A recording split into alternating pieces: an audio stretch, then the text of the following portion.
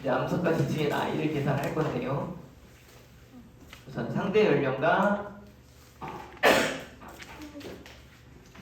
지층의 대비인데, 상대 연령이라고 하는 건 지질학 사건의 선후 관계를 나타낸 거예요. 실제로 정확한 연대 측정을 한 게 아니라 어떤 지층이 더 늙었냐, 어떤 지층이 더 젊었냐라고 하는 선후 관계만을 나타내는 것을 나타낸 걸 상대 연령이라고 하고, 이 선후 관계를 결정하는 걸 지층의 대비라고 이야기를 하는데, 두 가지 있습니다. 암상에 의한 대비가 있고 화석에 의한 대비가 있어요. 되게 쉬워요. 자, 암상에 의한 대비를 할 때는 여기 밑줄 하나 긋고 갈까요? 앞쪽에서. 암상에 의한 대비는 응해암층과 석탄층이 건층, 이 건이 열세 번자예요. 키층이에요. 키층. 키가 된다. 기준이 되는 층을 건층이라고 합니다. 열세 번자. 그래서 이게 열세예요. 지층을 암상에 의해서 대비를 해서 어떤 지층이 먼저고 어떤 지층이 나중인지를 알 수 있다라고 이야기하는데요. 이 응해암이라고 하는 건 무슨 암석이야? 암석의 분류 중에 퇴적암. 이 응해암은 뭐가 퇴적된 거지? 화산재. 화산재가 퇴적된 건데, 화산재가 퇴적됐다는 이야기는 거기에 뭐가 있었다? 당연히 화산활동이 있었겠지. 화산활동은 몇백만 년, 몇천만 년에 한 번씩 일어나요. 계속 활화산이라고 해도. 수시로 일어나면 그냥 같은 시기로 봐요. 무슨 말인지 이해되셨죠? 그래서 이 화산활동이 일어났다는 이야기는 그 지질시대 동안 그 대규모의 응해암청이 생성될 수 있을 만큼의 화산활동은 한 번 아니면 두 번이거든요. 근데 우리가 발견할 수 있는 층은 한 번 정도라고 보시면 되고, A, B 이렇게 지층하다가 여기 이렇게 호어링을 해가지고 여기에서도 응해암층이 발견되고 여기도 응해암층이 발견되고 여기도 응해암층이 발견이 되면 이건 동일한 시대에 발견된 거예요. 같은 지역이니까. 동일한 시대 때 퇴적이 된 거다. 왜? 여기에서 화산활동이 이렇게 짧은 시간 동안 여러 번 발생하진 않으니까.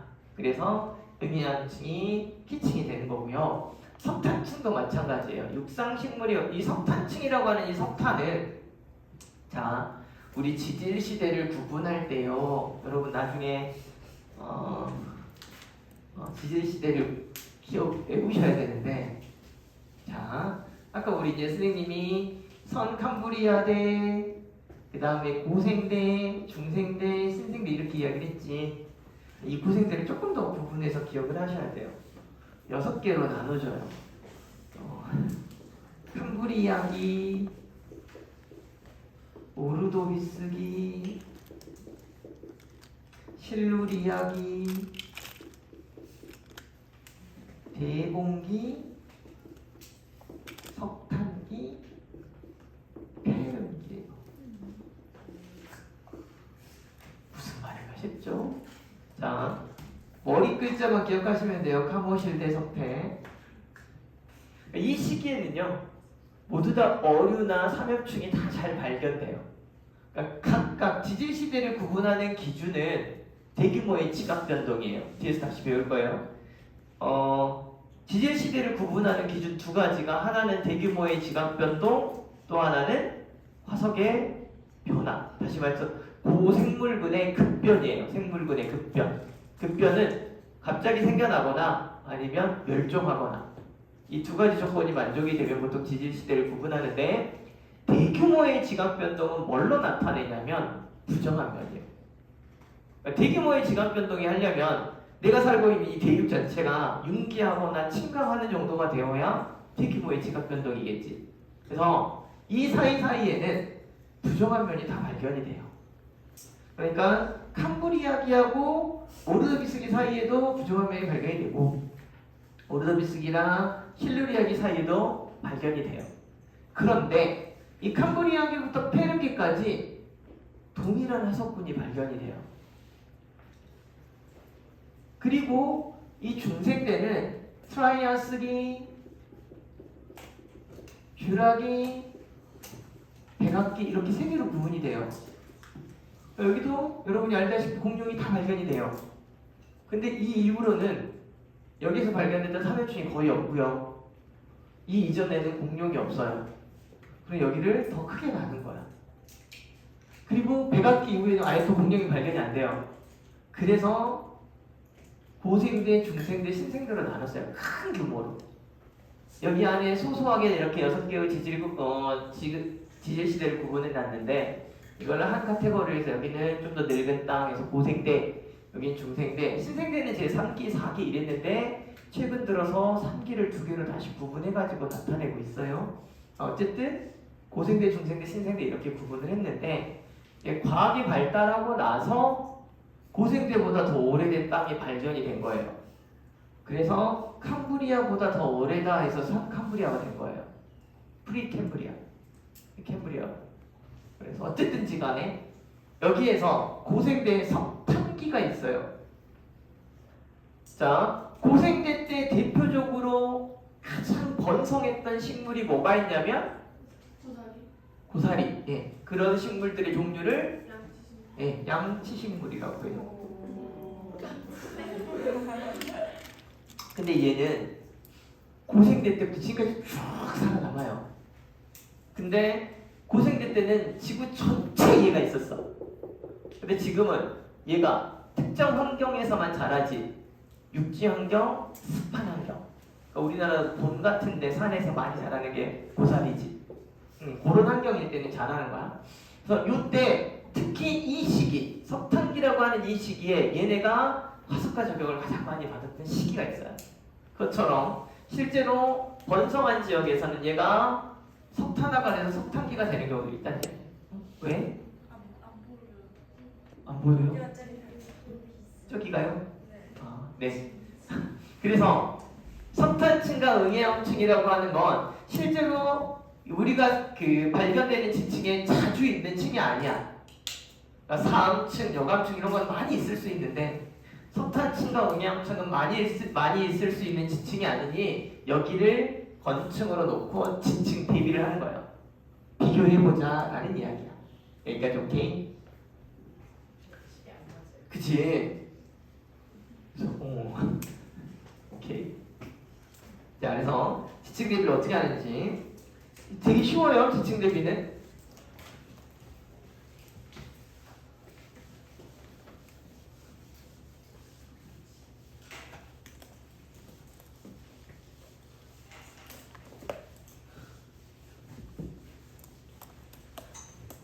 자, 이 암상 대비라고 하는 것은 아까 말했던 것처럼 어떤 지역을 가는데 내가 이 지층이 어떤 구조인지 보고 싶으면 지층을 다 이렇게 썰어보면 좋겠지만 그럴 수 없잖아. 그러니까 코어링을 하는 거예요. 이렇게 코어링을 해서 이렇게 뚫어요. 한 요 정도 된 두께로 한 이렇게 코어링해서 빼. 그러면 층들이 이렇게 펼쳐보면 이대로 잘려서 나오겠지. 자, 그렇게 해서 봤더니 A라는 지역과 B라는 지역과 C라는 지역에서 이렇게 나타났는데 A라는 지역에도 응애암이 있고 여기도 응애암이 있고 여기도 응애암이 있으니까 응애암층을 이렇게 먼저 연결을 해요. 보통은 위쪽과 아래쪽을 같이 연결을 해요. 이렇게. 자, 그리고 나서 응애암 위쪽에 석회암 있지? 얘들은 석회암은 같은 지층이에요. 그래서 이렇게 연결. 석회암 위에 여감 있죠? 여감도 같은 지층. 이렇게 되고요. 밑에 이거 되게 쉬운 거예요. 쉐일 이렇게 있고 쉐일 이렇게 있고 이암 이렇게 있고 이렇게 선을 짚고 나면 쉐일이 제일 밑에니까 얘가 1번, 얘가 2번, 얘가 3번, 얘가 4번, 얘가 5번, 얘가 6번, 얘가 7번, 얘가 8번, 얘가 9번, 여기도 사암이 있죠? 똑같이 9번이에요. 그리고 얘가 10번 이렇게 돼요. 가장 오래된 지층은 여기 B지층에서 발견이 되는 거고 가장 최근 지층은 A지층에서 발견이 되는 거고 지층의 순서를 이렇게 파악할 수 있습니다. 이거는 좀 쉬운 거고요. 조금 어렵게 지층 대비를 하는 곳이 있다면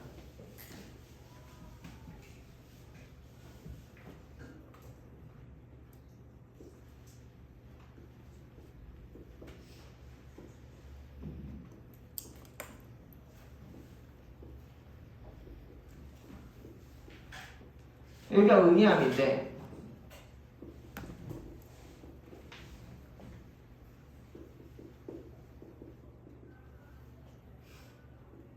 걔가 여감이 있고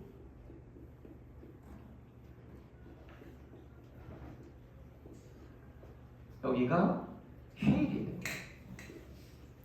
근데 여기도 쉐일이 있어. 사함이 있고. 그럼 여기가 석회암이 있어. 석회암이 있고 여기가 또 쉐일이 있다고 합시다. 자, 이렇게 되면 피층에서 응이암끼리 먼저 연결하는 게 응이암. 이게 같은 층이고요. 그러면 응이암 밑에 쉐일층이 있으니까 여긴 연결해야겠지. 근데 여기 밑에는 사암이 있고 여기는 여감이 있고 쉐일 밑에 여감이 있지. 밑에 얘네가 같은 지층이에요. 중간에 여기는 잘려서 없어진 거야. 이제 보통 여기 이제 부정한 표시를 해줘야 되는데 얘가 제일 넓은 땅이고요. 얘가 2번 땅이고 얘는 3번 땅이에요. 여기가 4번 땅이고 여기 5번 6번. 왜 이런 일이 생기냐면 예를 들면 지층이 이렇게 있는데 얘가 1번 2번 3번 이렇게 있었겠지. 잘려 쌓여. 여기 4번 여기 5번 여기 5번 중간에 없어질 수 있지. 무슨 말인지 이해됐지? 4번 3번 여기서는 안 나타나. 1, 2, 3 이렇게 사라질 수 있다는 이야기예요. 다양한 형태의 지층 대비를 할 수 있으니까 응이암층을 기준으로 아래쪽에 동일한 암상을 가져다가 연결을 해서 생성 순서를 측정하시면 돼요. 자, 그런데 화석에 의한 대비도 있어요. 화석은 더 쉬워요. 표준화석만 기억을 하시면 되고요. 화석 같은 경우는 조심할 게 화석 속에 있는 암상은 무시하셔도 돼요. 이때부터는. 왜냐하면 똑같이 석회암층에 삼엽층이 있네. 그럼 여기는 여기 사진쉐일 속에 삼엽층이 있고 얘들은 석회암 속에 삼엽층이 있는데 같은 층이에요. 그냥. 무슨 말인지 이해되셨죠? 그러니까 우리가 바닷속에 퇴적이 될 때요. 일반적으로 가장 아래쪽에 깊은 곳에 석회암 되고 셰일 되고 사암 되고 여감 되고 그러거든요. 깊이에 따라서 퇴적층이 암석들이 발견이 될 때 보면 사진실에 섞여 있는 곳이라고 생각하시면 되는데 삼엽층이 꼭 석회암 있는 지역에만 사는 건 아니겠지. 여기 살다가 죽은 애도 있고 여기 살다가 죽은 애도 있고 여기 살다가 죽은 애도 있어. 그치? 수심에 따라서 어떤 놈은 바닷가에서 죽고 어떤 놈은 강가에서 죽고 그럴 수도 있으니까 얘네들이 바닷속에 살다가 이렇게 죽었는데 암석이 발견이 된 거야. 그러면 얘네들은 그냥 같은 시기에 만들어진 지층인 거예요. 무슨 말인지 이해되셨죠? 그래서 이렇게 연결을 하셔야 돼요. 그러니까 화석이 나와 있으면 생물군이 나와 있으면 암상으로 보는 게 아니라 화석군으로 보셔야 돼요. 그렇게 해서 그 다음에 이제 위쪽에 있는 얘랑 얘는 또 같은 층이에요. 이렇게 여기 또 석회암층이고 여기도 사실시 1층인데 합해석이 발견이 된 거예요. 이해됐어요? 이렇게 해서 순서를 파악하셔야 돼요. 얘랑 같은 지층인데 이렇게 연결하는 게 아니라 같은 화석끼리 연결을 하셔야 돼요. 화석에 의한 대비는 지금 여기는 몇 개의 화석만 있는데 화석에 의한 대비를 할 때는 다 화석을 줘요.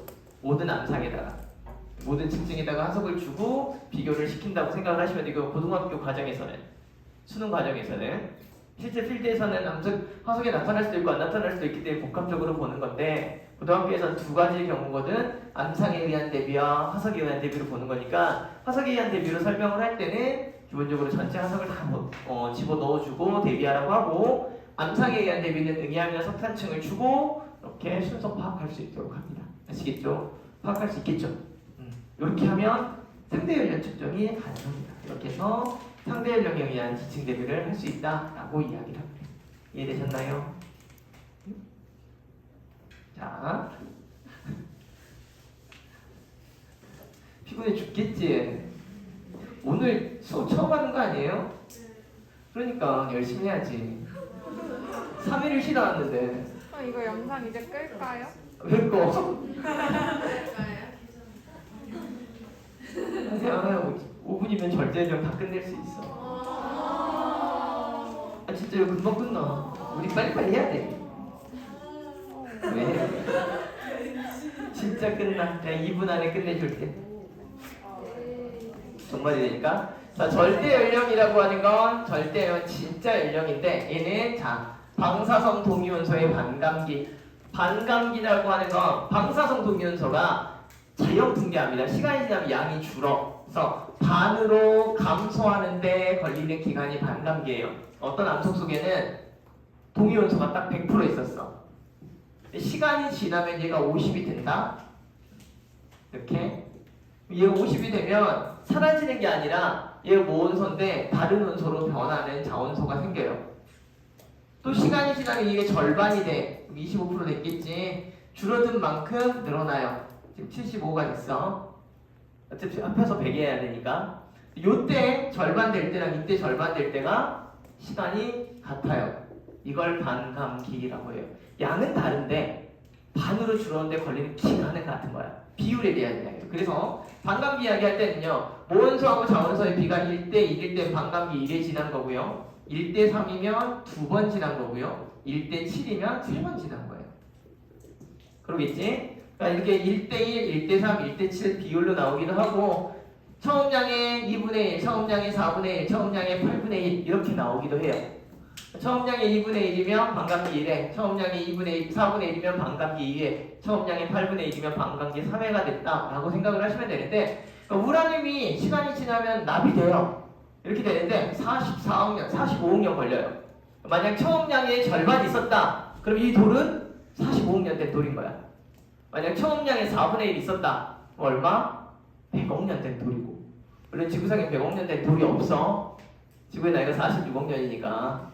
그치? 지금 발견된 돌 중에 약 40억 년 된 돌이 가장 늙은 돌이라고 이야기를 합니다.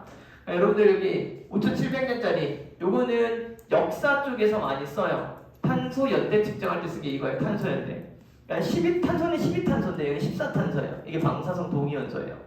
방사성 물질이에요. 동위원소로. 이 14탄소는 시간이 지나면 14질소가 돼요. 14질소. 14탄소가 14질소가 되거든요. 얘가 되는데 5700년 걸리는 거예요. 만약에 처음량의 절반이다. 14탄소가. 그러면 5700년 된 거고 처음량의 4분의 1이 있다. 그러면 5700년에 곱하기 2 얼마냐? 7이 14, 1억, 1억, 5천, 5천, 만년, 14,000년 아니 1400년? 7이 14 얼마냐? 11,400년 그치? 이렇게 됐다 이렇게 보시면 돼요. 간단하죠? 저 절대 안 변해요. 1대1, 1대3, 1대7 저렇게 해서 절대 연대 측정을 한다는 이야기예요. 그러니까 상대 연령 측정을 하고 나서 네가 늙었네 이제 몇 살인가 보자 라고 해가지고 나이 측정을 해요. 이해되셨죠? 자, 이렇게 해서 절대 연령 측정을 한다